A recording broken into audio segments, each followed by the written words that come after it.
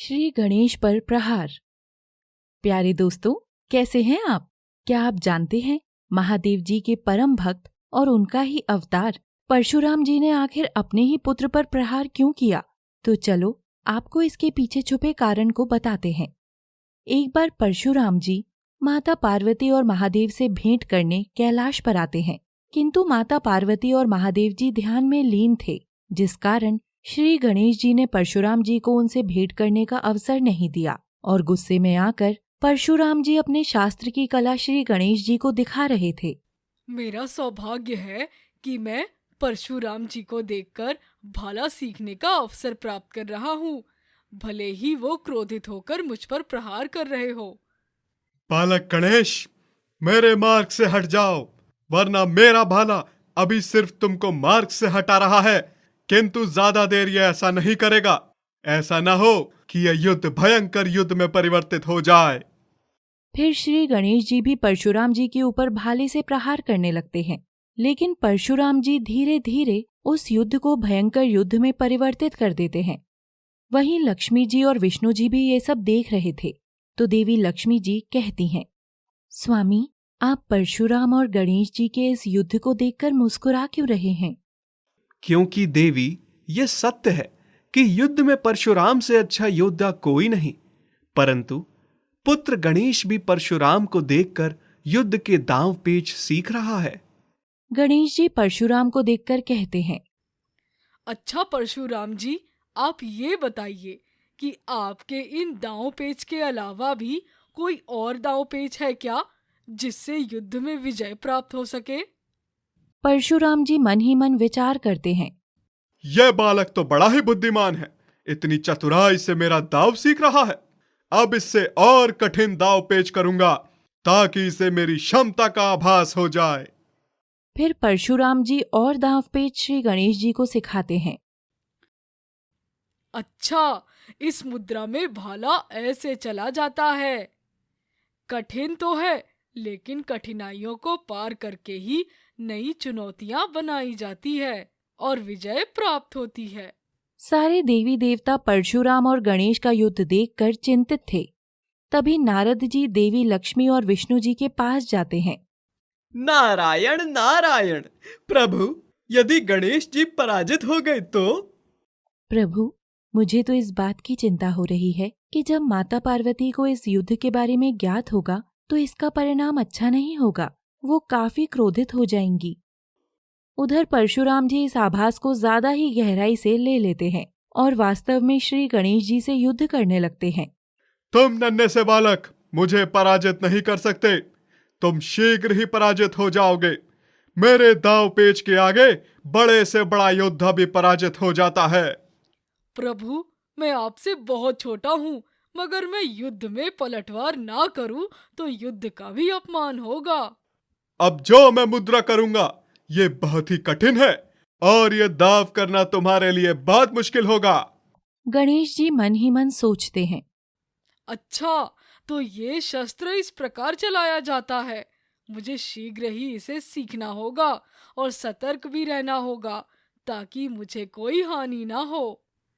जब परशुराम जी अपने नए शस्त्र से दांव पर दांव लगाए जा रहे थे तो गणेश जी सोचने लगते हैं, मुझे बहुत ही सतर्कता से इन दांव पेच का सामना करना पड़ेगा और साथ ही इसका उत्तर भी देना होगा। क्या हुआ बालक गणेश, अब तुम प्रहार करने का साहस नहीं कर पा रहे हो क्या? कहीं तुम्हें भय तो नहीं लग रहा? प्रतीक्षा करिए प्रभु, उचित समय आने पर मैं प्रहार जरूर करूंगा। उचित समय? तुम्हारा क्या तात्पर्य है?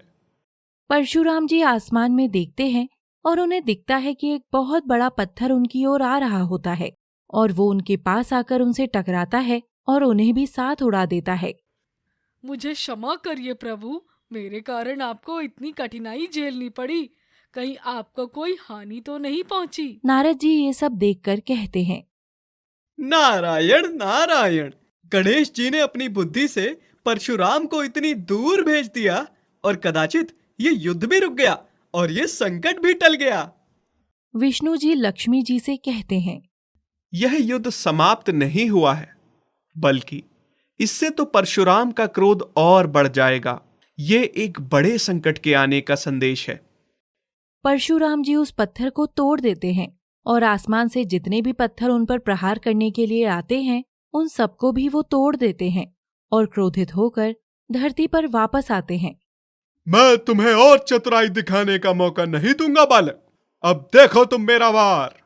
और परशुराम बहुत क्रोधित होकर उनके इर्द गिर्द तेजी से चक्कर लगाने लगते हैं और गणेश जी चिंतित होकर कहते हैं, प्रभु आप इस प्रकार गोल गोल क्यों चक्कर लगा रहे हैं? लक्ष्मी जी विष्णु जी से कहती हैं, प्रभु परशुराम जी ये क्या कर रहे हैं? वो गणेश जी को गिरा नहीं सके थे और इस प्रकार चक्कर लगाकर वो अपनी शक्तियों को दिखा रहे हैं ताकि पुत्र गणेश अपनी हार स्वीकार करे। परशुराम जी एक ग्रह को लेकर अपनी शक्तियों से गणेश जी पर प्रहार करते हैं। इस ग्रह से टकराकर तुम चित्त हो जाओगे बालक। पर जैसे ही वो ग्रह गणेश जी पर प्रहार करने आता है, गणेश जी उसे अपनी उंगलियों पर गोल गोल घुमाने लगते हैं। परशुराम ये देखकर अचंभित हो जाते हैं अविश्वसनीय है ये बालक। और गणेश जी उस ग्रह को गोल गोल घुमाकर वापस आसमान में भेज देते हैं। प्रभु आप मुझसे क्रोधित हैं। मैंने आपको महादेव के दर्शन से रोका है। इसमें प्रकृति और ग्रह का कोई दोष नहीं है, इसलिए मेरा निवेदन है अपने क्रोध से सृष्टि का विनाश मत कीजिए। तुम्हें पराजित करने के लिए जो उचित होगा वो मैं करूंगा। जो आज्ञा प्रभु। दोनों में घमासान युद्ध चलता है और गणेश जी गायब होकर उनके क्रोध को बढ़ावा दे रहे थे और फिर गणेश जी उनके ऊपर आसमान में से पानी गिरा देते हैं। मुझे माफ करिए प्रभु, इसी में ही पृथ्वी की भलाई है और पानी से आपका क्रोध भी शांत हो जाएगा। परंतु परशुराम पानी से निकलकर और भी क्रोधित हो जाते हैं।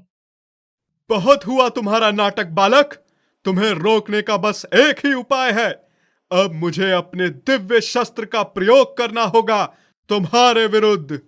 नारद जी ब्रह्मदेव के पास जाकर कहते हैं, प्रभु कुछ करिए प्रभु, रोकिए परशुराम जी को, नहीं तो अनर्थ हो जाएगा। परंतु कोई भी देवी देवता कुछ नहीं कर पाता और परशुराम जी अपने दिव्य शस्त्र से गणेश जी के ऊपर प्रहार करने लगते हैं, जिससे गणेश जी का एक दंत टूट जाता है।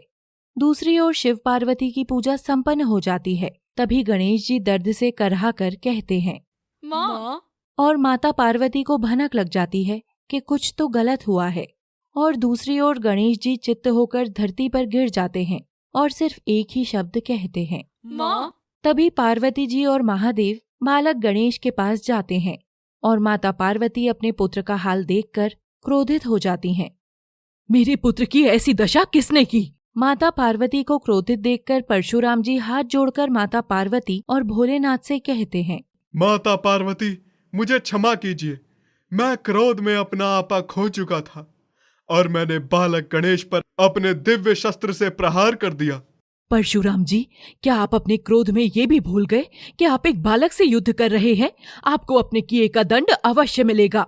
परशुराम जी अपने हाथ जोड़कर क्षमा याचना करने लगते हैं। माता अपने भक्त को क्षमा कीजिए, मेरा ऐसा कार्य करने का कोई उद्देश्य नहीं था, परंतु ना जाने मैं इतना क्रोधित कैसे हो गया।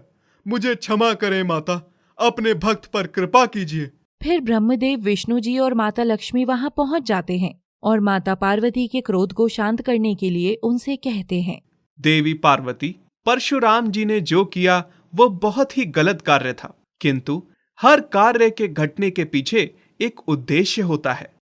आप कहना क्या चाहते हैं भ्राता? गौरी, इस घटना के पश्चात आज से हमारा पुत्र एक दंत के नाम से प्रसिद्ध होगा। तभी सारे गण कहने लगते हैं, एक दंत गजराज गणेश जी की जय, जय हो महादेव की।